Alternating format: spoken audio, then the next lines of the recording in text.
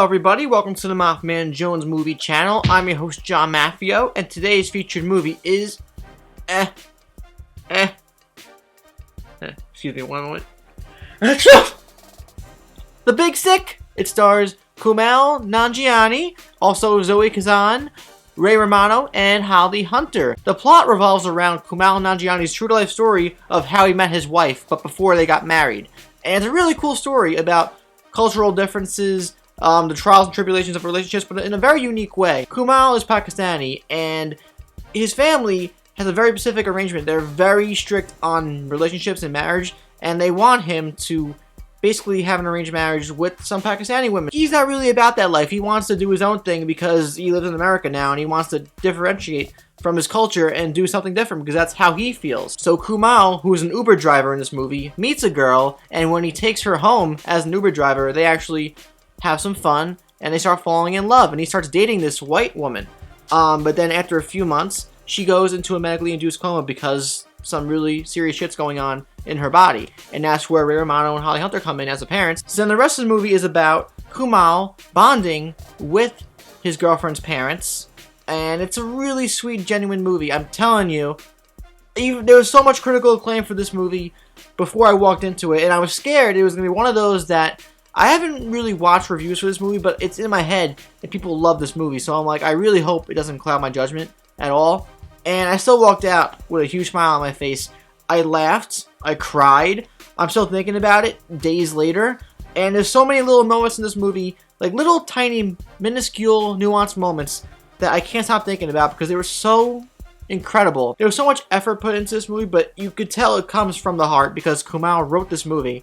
And like every little thing that happens, like I can relate. I was emotionally resonating with a lot of little moments, and I wasn't crying except for a couple moments, but there was a lot of moments where I just felt it. Like I felt the genuine connection there. And not a lot of movies, especially in that genre, do that for me. But this is the first romantic comedy in a while that really hit me like a ton of bricks in a lot of moments, and I can't stop thinking about it. There's a lot of great acting in this movie. Kumail is obviously coming from a true story here, reliving a lot of history in his life with his wife, and it was just really interesting to see his perspective from his family, from his relationship, where he comes from, and how he reacts with everybody. It's just really cool perspective on life coming from him.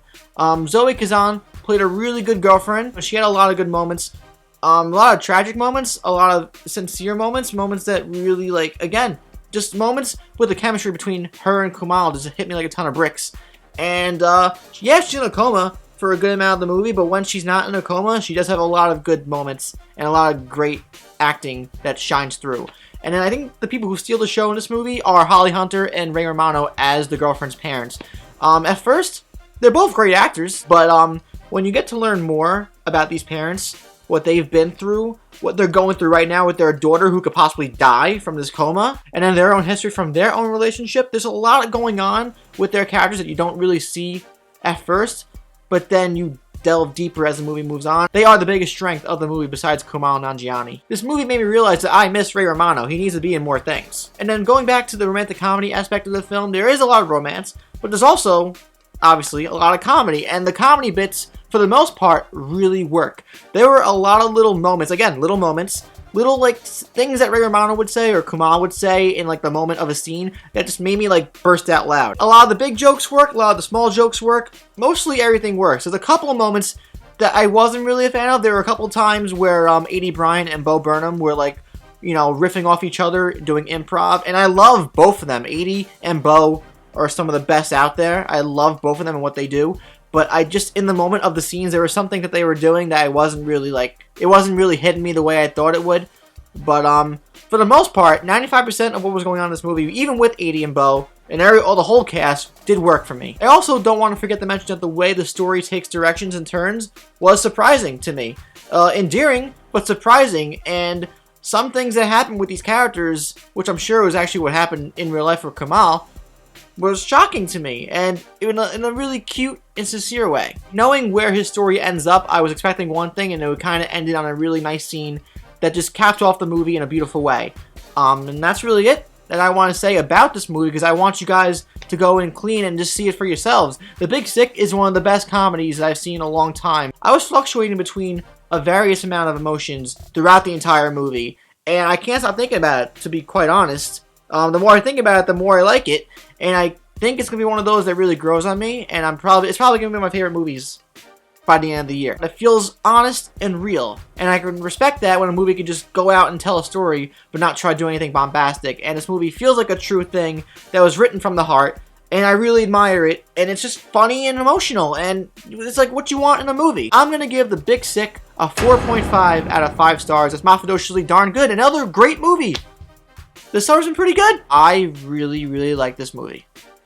And I'm on the borderline of love, but I need to see it a couple more times before I really define how I really feel about this movie, with either really liking it or like loving it. I'm probably going to love it though after a couple more times. I already know it. I mean, I should know what I like and don't like at this point in my life, otherwise I'm going to have an existential crisis and fall into an oblivion, a black hole that never ends or stops.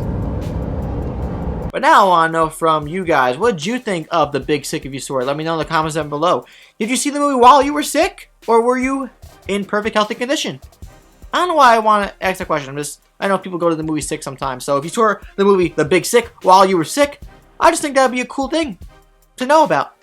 Let me know down below anything about the movie. If you enjoyed this review, please like, subscribe if you haven't already so you won't miss a video from me ever again, and check out my social medias down below. I'm John Maffio, aka MaffmanJones, and I'll see you guys next time.